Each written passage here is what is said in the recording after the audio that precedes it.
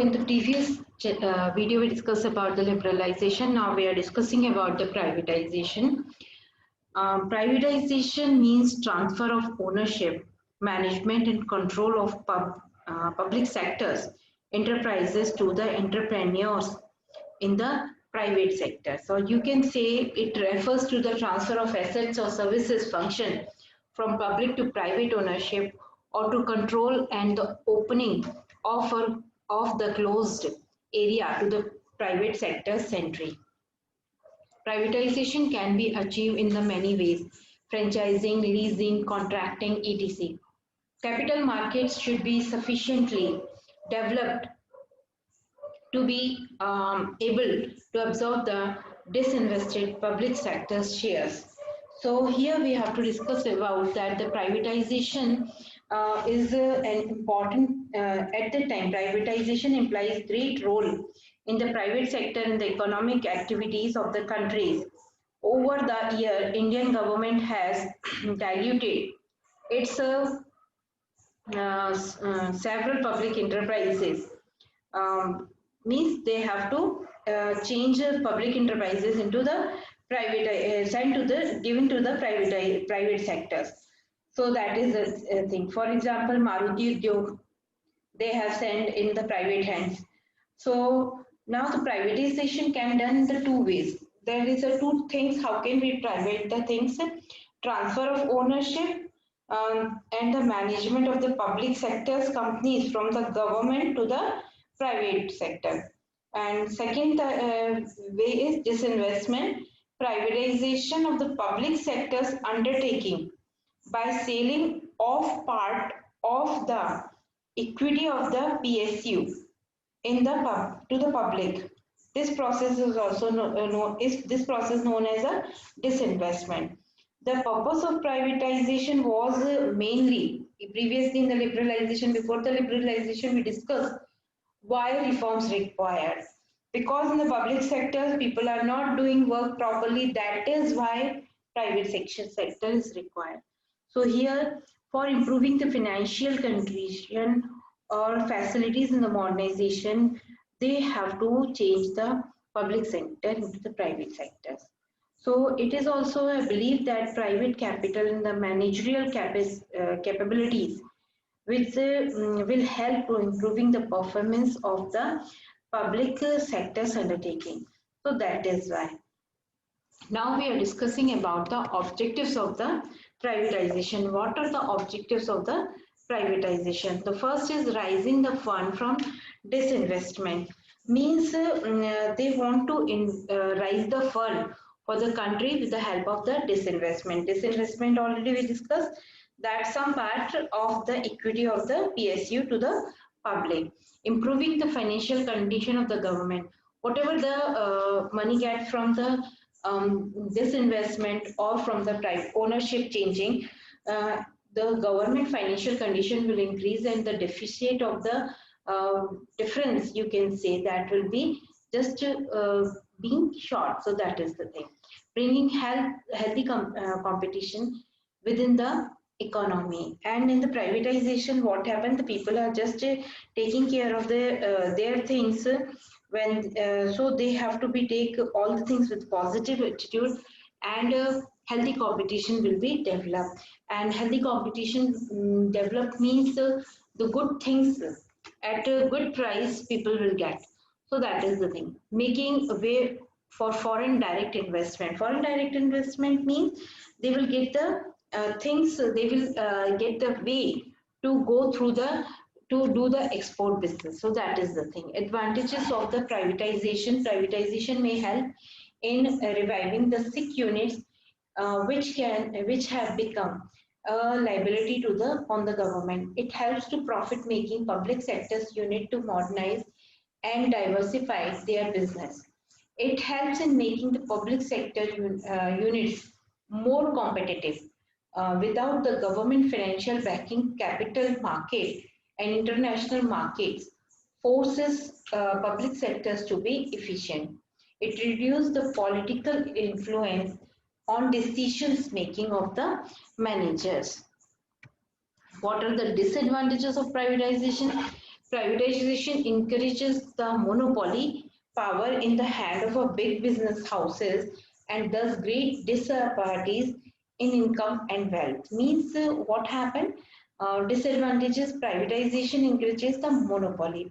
Some of the businessmen, those who have a very good money, they have take the sectors, public sectors in their hand and they earn the money in the great. So that is the thing. Privatization may result in loop-sided development of industries in the country. Result means loop-sided some of the development of the industries in the country, but it not help to overall. So that is the disadvantage.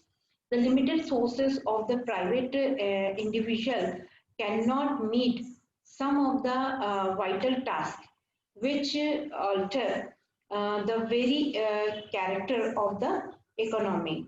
Means limited resources of the private sectors cannot improve the vital task of the company. So that is the thing, vital task of the company and character of the economy. The private sectors may not uphold the principle of social justice and the public welfare. Because public sectors are for the people, for all type of people, those who have money also, those who are the middle class, those who are the poor also. But when the private things happen, it is will they are not helping to the other people. They are not making the things light for all them. So that is those are the disadvantages. Now we are discussing about the globalization. Economic globalization in the increasing economic interdependence of national economies across the world through the rapid increase in cross-border movement of goods, services, technology, and capital. It is a process which draws countries out of their situation and make them join rest of the world and in its march towards a new world economic order.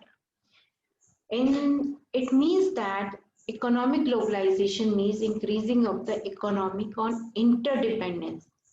Means national economies, they are not national things, the national business is not only means at that time whatever the business is happening, whatever the economical activities are happening, that is not only for our country. If we are going, if we want development for them, good competitive atmosphere for them, so we have to be globalized ourselves. We have to be go through the world by taking all these good services and technology with us and there. So globalization means integrating the national economy with the world economy through the removal of the barriers of the international trade and the capital movement. We can discuss these points about of the objectives are there, that globalization is generally understood to mean the integration of the economy of the country with the world economy. It is a complex phenomena, but it is an outcome to the set of various policies that aim to transfer the world towards the greater interdependence and integration. It involves the creation of the network and activities transiting economics, social, and geographical boundaries. In short, globalization aims to create the borderless world. Currently globalization trends can be largely accounted to be developed economic integrating with the less developed country economics by means of foreign direct investment, the reduction of trade barriers as well as the other economic reforms, in the many cases immigration. Means the in whatever the policies we are reforms we have started in the liberalization, that will help in the globalization. So this is the thing that globalization help us for that. So we have to be think about for our business to be expand up to the world level. So that is the thing. Next, we are discussing about the changes made globalization in the Indian economy. What are the changes happen? Some of the positive and negative traits of the globalization. The positive are that the great success of the global market we get We also learn advanced technology, how to do the work. Further, better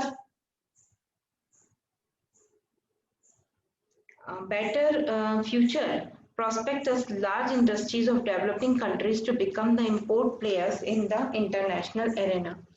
And the against of the globalization has been criticized by some scholars because according to them, benefit of globalization acquire more to develop the countries as they are able to expand their market in their countries. Means, for example, China has done with us that thing.